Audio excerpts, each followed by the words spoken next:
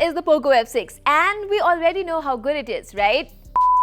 Check this out. This is the Poco F6 Pro, which is even more powerful than the Poco F6. It has the Snapdragon 8 Gen 2 chip powering it, 120-watt charging and almost flagship level display and a lot more. This phone has not launched in India yet. Globally, it is priced at around $500, which means if it launches in India, it will be priced at around 40,000 rupees, where it will be in competition with the likes of some really competitive devices. So how good is it? Let's talk about that. Okay, design. So usually with Poco devices, the one complaint I always have is that their designs are just okay. You can see the design here is pretty basic, and again, this is not the prettiest looking phone in its price range.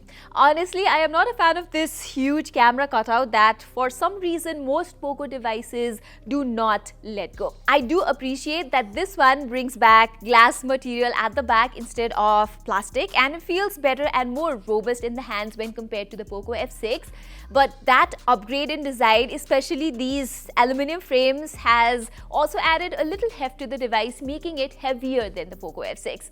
That added weight does not necessarily make this phone uncomfortable to hold even for longer hours, but still it is a tad bit heavy. This phone is available in two color options, and evidently I have the white one. If you look closer, there is this marble-like finish here which looks really cool. So it's fair to say that with the upgrade in price, Poco has also upgraded the design over the Poco F6.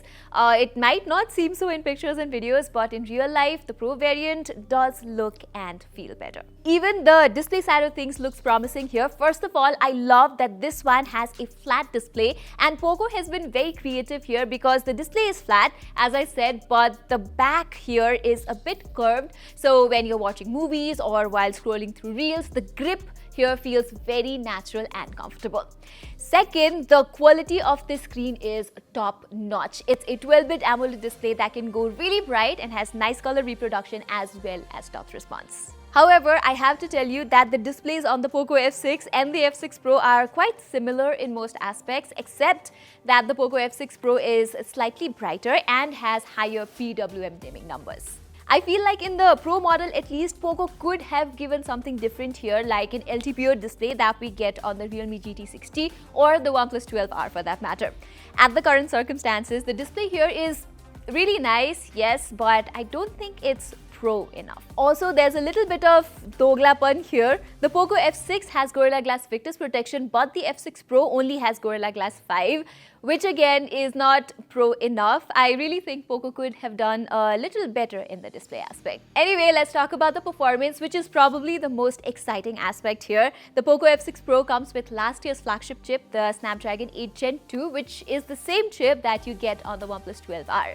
And I do have to say that it's a really competitive choice. But the problem is, even though the 8 Gen 2 has higher GPU benchmarks, in real-life testing, the difference between the 8S Gen 3 that you get on the Poco F6 and the 8 Gen 2's performance was very minimal.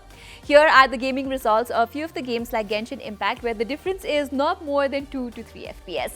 I am not denying that the scores on the Poco F6 Pro definitely are better, and looking at the numbers, the stability is better too, but the actual difference in gameplay, as I said, is very, very minimal. And I am actually sad to tell you that the thermal management on the Poco F6 is better than the Poco F6 Pro. Both phones do have a larger vapor chamber cooling system, which Poco likes to call ice loop cooling, but in similarly stressful scenarios, I found the Poco F6 managing heat slightly better. Anyway, the software side of things is something that remains unchanged here. You get Android 14 with Xiaomi's HyperOS on top, and the company has promised 3 years of OS and 4 years of security patches. Here you get a typical HyperOS experience with a few bloatware apps and games that come pre-installed. I do not notice any kinds of ads or such in the UI, and most pre-installed apps can be uninstalled, so I will not complain much. Again, I agree that on a premium device, such apps should not be there in the first place, but you have the option to uninstall them, so I am just trying to keep an open mind. Besides that, the speakers on this thing are actually really nice. At first, I was doubting that it's the same as the Poco F6, but no, the Poco F6 Pro speakers sound slightly more balanced, especially the highs are not as shouty here. Here's a sample for you guys to judge.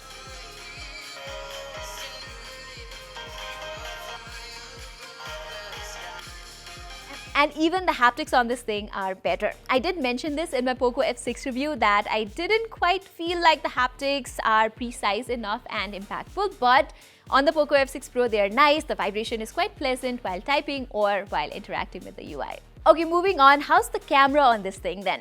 Well, they are just okay. With the Poco F6, Poco managed to provide a Sony sensor, but here, for some reason, Poco has gone with an OmniVision sensor like last year's Poco F5 Pro. Now, not that the images from it are bad or anything, they have that classic punchy and contrasty output that we can see in most Poco phones, especially in good lighting conditions. But as the sun goes down, the phone struggles to maintain good details and artifacts can get a little muddy.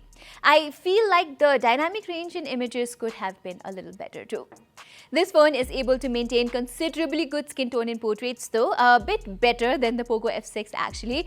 But again, the lack of a telephoto lens or even a 2x digital zoom option means that the subject focus is not as good here. The ultra wide angle images are very average though. It's the same as the Poco F6 with weaker dynamic range and details in general.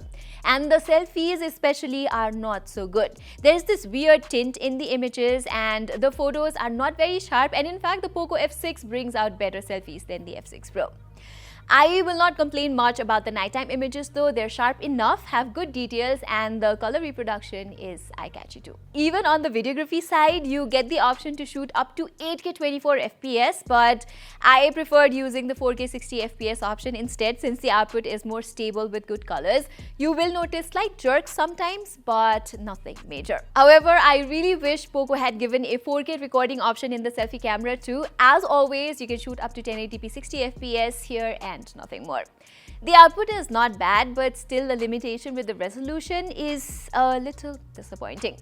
Also, like the Poco F6, you get some on-device AI camera features here, which might be useful to some of you. Alright, finally, let's talk about the battery. And here you get a 5000 mAh cell, and Poco has optimized it well, so I was able to get close to 6.5 hours of screen on time on the Poco F6 Pro. And the good thing is that I did not notice any battery drain issue while the phone was idle either. Charging this phone is fast too. You get a 120 watt adapter inside the box, and this phone supports 120 watt charging too, with which the phone goes to 60% in around 15 minutes while it gets fully charged in about 28 minutes. It's really fast. I turned on the boost charging speed, which heats up the phone a little bit while charging, so if you want to avoid that, just turn it off. The charging will get a little slower, but the phone does not heat up. Okay, finally we've come to the end of this video, and for some $500, the Poco F6 Pro is definitely one of the good options. The only problem is the Poco F6 is such a good value for money phone that it is making the F6 Pro look a little out of place.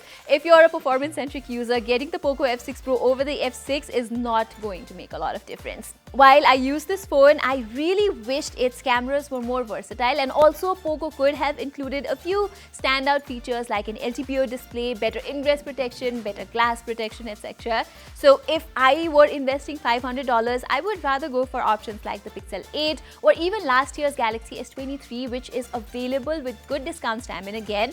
Or you can just get the Poco F6 and save some money. So everybody, that was all for my full review of the Poco F6 Pro. If you had a choice, which one would you go for, the Poco F6 Pro or the Poco F6? Do let me know in the comments. And while you're there, don't forget to subscribe to our channel. Saying this, I'm Pratima Adhikari, and see you in the next one.